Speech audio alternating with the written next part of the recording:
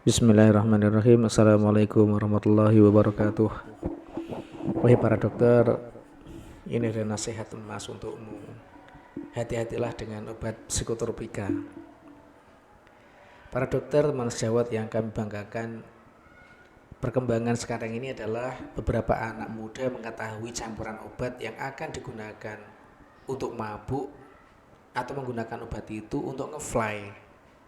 Hati-hati dengan golongan obat sedatif, yang mana obat ini biasanya hanya boleh dibeli di apotek kalau ada surat resep dari dokter. Hati-hatilah engkau dalam meresepkan obat yang seharusnya tidak diresepkan, yakni yang ada kaitannya dengan obat-obat penenang atau obat tidur.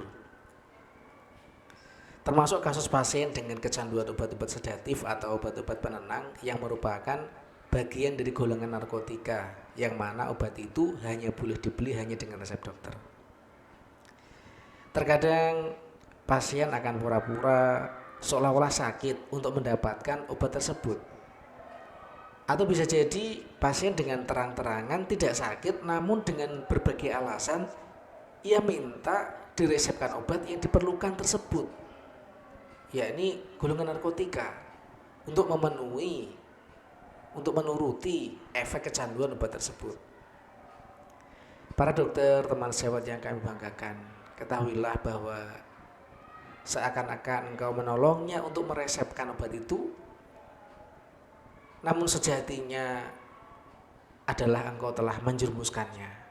Sejatinya engkau telah menambah berat penderitaan pasiennya. Sejatinya engkau telah mendorongnya masuk ke dalam jurang kegelapan yang lebih dalam. Sebaliknya, tolonglah pasien itu dengan setulusnya untuk bisa keluar dari jeratan narkoba itu. Allah Azza wa Jalla berfirman, A'udzubillahi minasyaitonir rajim, Bismillahirrahmanirrahim. Wa ta'awanu 'alal birri wat taqwa wa la ta'awanu 'alal itsmi wal 'udwan. Dan tolong menolonglah kamu dalam mengerjakan kebaikan dan takwa, dan jangan tolong menolong dalam berbuat dosa dan pelanggaran. Al-Quran Surat Al-Maidah ayatnya kedua. Obat penenang yang semestinya diberikan maksimal 3 hari saja bisa diminta oleh pasien kecanduan obat terlarang untuk jangka waktu 7 sampai dengan 14 hari. Kadangkala dan pernah terjadi, pasien akan mengancam dokternya untuk membuatkan resep itu demi memenuhi efek kecanduannya. Barangkali melihat dokternya seorang perempuan, sehingga bisa dianggap lemah dan mudah untuk ditekan dan diatur untuk menuruti kemauannya.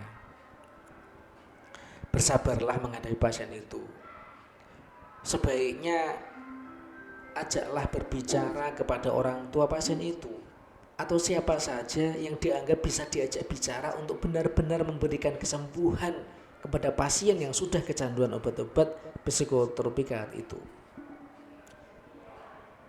Mungkinkah harus dengan membawa ke psikiatri, atau mungkin dengan terapi khusus pada pasien yang sudah terkena kecanduan obat psikotropika.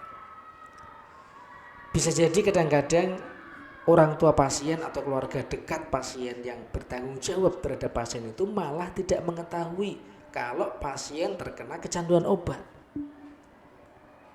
Atau bisa jadi orang tua atau keluarga dekat pasien itu mengetahui kalau pasien itu telah kecanduan obat, namun tidak berdaya untuk menghadapinya dan tidak mampu karena tidak paham dengan dunia medis dan obat-obatan. Sehingga perlu diajak berbicara dengan baik, didiskusikan dan dicarikan solusi demi masa depan yang lebih baik untuk pasien itu. Mudah-mudahan Allah SWT senantiasa memberikan kemudahan kita dalam melakukan praktek kedokteran. Mudah-mudahan Allah SWT senantiasa membimbing kita dalam setiap langkah kita. Amin ya rabbal alamin. Wassalamualaikum warahmatullahi wabarakatuh.